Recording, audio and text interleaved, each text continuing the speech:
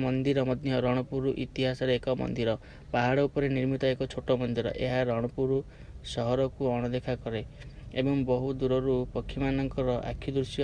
यह उपकूल एक क्षुद्र किंतु कष्टदायक ट्रेक एवं परिवेश दृश्य प्रदान करे। प्रकाश थाउ कि स्थानीय लोकों द्वारा चाषर प्लास्पन पद्धति जो पहाड़र सबुज चट्टान संपूर्ण दृश्य हो जाइए एवं जंगलर आवश्यकता रही।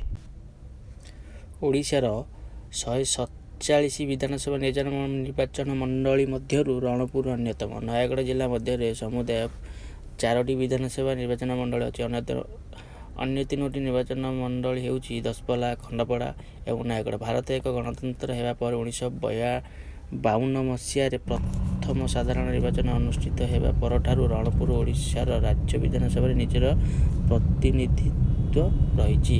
विभिन्न राजनीतिक दलर नेता माने विधानसभा रणपुर को प्रतिनिधित्व करुछंती। भारतीय जातीय Congress, communist party of India, मार्क्सवादी जनता पार्टी, जनता दल, बिजु जनता दल, भारतीय जनता पार्टी एवं बिजु जनता दल भली दलर विधायक निर्वाचित होइछंती।